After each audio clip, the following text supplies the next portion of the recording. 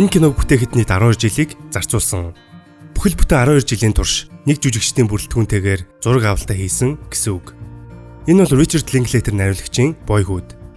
Түүний хувьд бүх цаг үеийн хамгийн шилдэг триложи зүй ёсоор орох Before триложиг нийтдээ 18 жилийн хугацаанд хийсэн туршлагатай ч нэг киног 12 жилийн хугацаанд бүтээн гэдэг түүний хувьд кино урлагийн салбарт ч шинэлэг, ховор, бас амбицтай явдал байсан юм. Тэгвэл өнөөдрийн бичлэгээр энэхүү гайхалтай уран бүтээлийн талаар ярилцгаая. Хэрвээ та бүхэн Boyhood киног үзэж амжаагүй бол Look TV-гийн премиум багцаа идэвхжүүлээд HBO үзснээс үзэх боломжтой. Харин Look TV-гийн зүгээс шинэ жилийн бэлгээ задалж яг одоо Look TV хэрэгтэй нэртэй хамгийн том урамшууллаа зарлажээ. 12 сарын 5-наас 25-ны хооронд премиум багцаа идэвхжүүлснээр iPhone 16, iPad, MacBook Air зэрэг бэлэгтэй урамшуулалт хамрагдах боломжтой юм байна. За тэгээд премиум багцаа амжиж идэвхжүүлээд Boyhood киногоо үзээд бэлгийн эзэн болохыг ерөөе.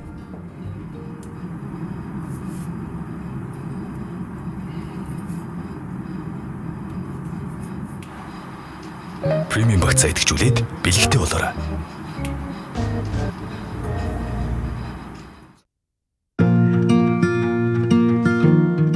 Манай зөвг Ричард Линклейтертэй холбоотой бичлэг хийж байгаа явдал анхных биш.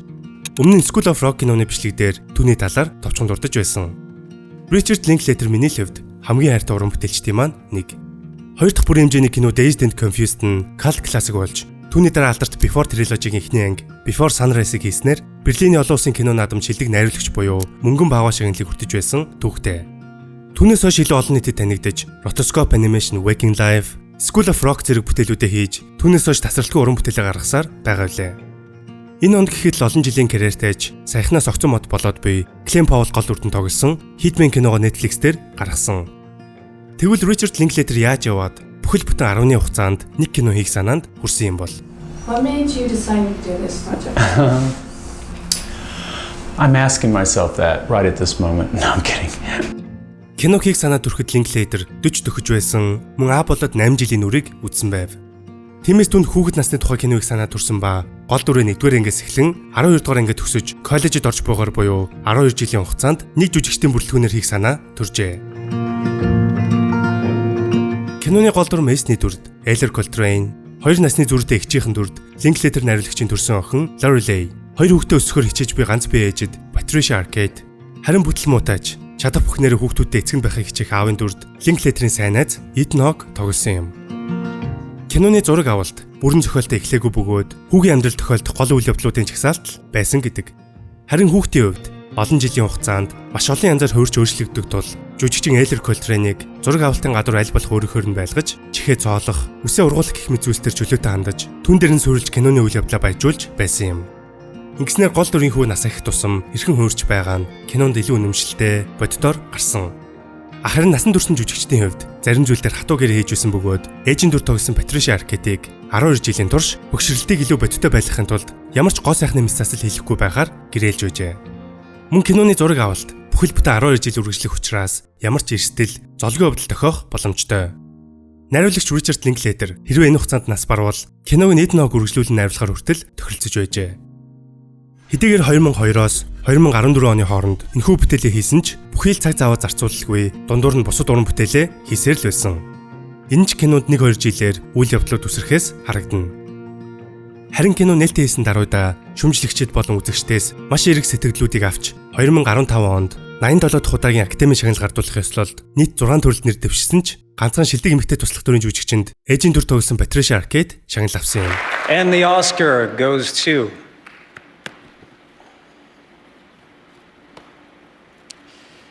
Patricia Arquette, Boyhood.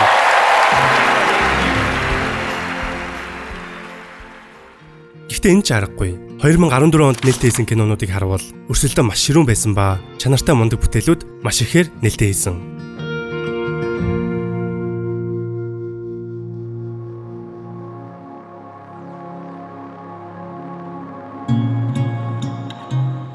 Boyhood кинонд гайхалтай өрмөц зохиол найруулга байхгүй. Дал дутах санаа, төлөөлүүлэн харуулсан зүйл үгүй. Энэ бол зүгээр л Мессин гэх хүүгийн 12 жилийн амьдрал. Алдаатай оноотой, уналт босолттой энгийн нэгэн амьдрал. Харин бидний амьдралыг илүү үн цэнтэй, утга учиртай, хэмжүүртэй болгодог зүйл бол цаг хугацаа. Найруулагч Ричард Линклейтер тэрхүү цаг хугацааг кинонд шингээсэн нь киног илүү онцгой, бас бодиттой болгож чадсан юм. Нэг талаар яг л бодит түүхийг кинод илгэцээр үзэж буй мэт. Гэвч баримтат бус уран сайхны хэлбэрээр. Киноны үйл явдал яг л бодит мэт амтай мэдрэмжийг төрүүлдэг нь найруулагчийн 12 жилийн алсын хараа гол дүрүүдийг аль болох өөрийнхөө нь байлгахыг зорж байсантай ч холбоотой. Өөрөөр бол сая дурдсанчлан цаг хугацаа кинонд шингээсэн явдал. Гол дүр Мэйсэн өсч том болж байгааг үзэх нь яг л түүнтэй хамт өсөж торнож байгаа мэт. Киноны төгсгөлд Мэйсэн насан турш өөрийн амьдралд шинэ алхмаа эхлүүлж байгаа нь ч мөн адил. Магадгүй миний хувьд киног анх үзэхэд насан турш Мэйсэнтэй насны хувьд нэг хол зөрүүгүй байсан нь илүү релейт хийж ойр санагдсан байж магадгүй. Гэвч дугуй унах, найзуудтайгаа гадаа тоглох, том хүний юм нууцаар үзэх, аав ээжийнхээ сайн муу олон талыг харж мэдрэх, компьютер тоглох, анхны шар арга нууцаар уух, анхны үерхэл, анхны салалт гээд Мэйсний тулж буй бүхэн өөрөө дэлхийд даяар нийтлэг бас хуучиршгүй зүйл. Өөрөөр амьдралд байдаг л зүйлс. Чи Техаст байна уу, Монголд байна уу хамаагүй. 10, 20, 30, магадгүй 100 жилийн дараа үзсэн ч үзэгчдэд өгөх мэдрэмж нь хэвэндэ. Харин бойхүүдийг амьдралынхаа өөр цаг мөчүүдэд үзэх бүрт ижил хэрнээ шинэ мэдрэмжийг авч хараагүй мэдрээгүй өнцгүүдийг олж хардгаараа онцлог. Хамгийн анх үзэд Мэйсэнтэй өөрийгөө ижилсүүлж харах бол хожим амьдрал зохиож, хоёр хүүхдийн аав бусны дараа Мэйсний эцэгхийн өнцгөөс шинэ зүйлсийг мэдэрч, зарим зүйл дээр нь өөртөө адилтгаж харах нь сонирхолтой. Оливия хүүхдүүдтэй хамгийн сайн ээж нь байж, чадах бүхнээр гарыг нь ганцганд, хөлийг нь дөрөөнд хүрэх гэж зүдэрнэ. I would love to just go to a fucking movie. You don't think I'd like that? Go have some dinner, go to a bar. I don't even know what that's like. I was someone's daughter, then I was somebody's fucking mother. Okay? I don't know what that's like. Гэсэн ч тэр өөрийгөө хөгжүүлэх, өөрийн гэсэн карьерийг бий болгох хүсэлтэй. Тиймээс Хьюстонд ээж дээрээ очиж ахин сурч эхэлсэн юм. Хүн юм хойно ганцаардаж, хань ижилтэй болохыг хүсдэг. Харамсалтай нь түүний амьдралд сайн эр хүн олдоогүй юм. Эцэст нь Мэйсэн коллежид орж, гэрээ орхин явхад түүний үйлч буугаас дотроо мэдэрч буй ганцаардал айдсыг ойлгож болно. This is the worst day of my life. What are you talking about? I knew this day was coming. I didn't know you were going to be so fucking happy to be leaving. Харин Мэйсний аав киноны эхлэлд залуу насны аг омогтой, хөнгөмсөг, бүтэл мутаагаар гардаг. Магадгүй Оливигийн салсан шалтгаан үнтэй холбоотой. Тэд бибитэй хайртай байсан ч хамтдаа байх нь эрүүл бус учраас хоёр тийш болсон. I still love your father. But that doesn't mean it was healthy for us to stay together.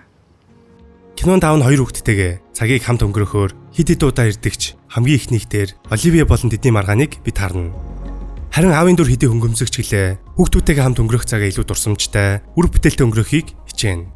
Өсвөр насны дээр очсон Самантатай хүртэл яаж игээд ивийг нь олоод харьцчихдаг. Is that guy on your Facebook page? Is he gonna be there?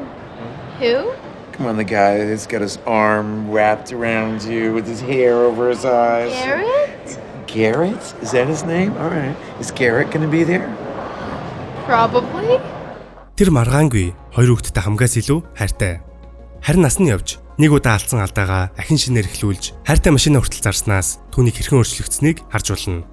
Киноны эхлэлд Оливия тэр хоёр маргалдаж байсан ч Мэйсэн ахлах сургуулаа төгсөх үед илүү дотноор, найзууд шиг харилцаж нэг нэгэндээ талархаж байгаагаас дан ганц аав биш ээж Оливиач бас өөрчлөгдсөн ойлгоно. You did a great job with both of them, by the way. Thanks for saying that. I never thought I'd hear you say that. Well, it's true. Thank you. Тэд хоёулаа алдаа оноотой хүмүүс ч гэлээ хүүхдүүдийн төлөө өөр өөрсдийн замаар бүхнээ зориулан хичээсэн. Энэ мэтчлийн дөрүүд дэлгэснээ нүдэн дээр хөгшөрч өсөж том болон тэдний дотоод характер цаг хугацааны эрхэнд хэрхэн өөрчлөгдөж байгааг киноны үйл явдлаар харуулдаг. Бүр хөндлөнгийн дүрээр аваад үзье л дээ. Та нарт олон жил таараагүй хамаатны дүүнэр нэг тааралтаараа итгэмээргүй том болчихсон тохиолдол байдаг л үсттэй. Олон жилийн өмнөх жоохноор нь төсөөлж байсан дүү надаас өндөр, надаас бүдүүн хоолойтой болчихсон. Үнэхээр хачирхалтай ирнэ амьдрал дээр байдаг л зүйл. Харин кинонд аавынхын сайн найз Мэйсэн олон жилийн дараа хараад яг л тэр мэдрэмжийг авдаг. Wow. Is that MJ? Right? Unbelievable. Нэмээд гэр бүлийн уулзалт болгон дээр алей юм ярьж байдаг аав гах нар. Remember to use protection during breakup sex. Хайрын дотроо хална гадна ажил олгогч. If this photography thing doesn't work out, you always got a job. Lose that earring. Анхны хайр гээд кинонд гарах бүх зүйл хуучиршгүй сэдв. Гол дүрүүдийн амьдралд юу ч тохиолдсон тэд үргэлжлүүлэн амьдарсаар л байдаг. Бид ч бас амьдарсаар цаг хугацаа гэлээсээр байх болно. Тийм ч учраас бойхүүд миний үед бүх цаг үеийн хамгийн хайртай кинонуудын маань нэг үлээ.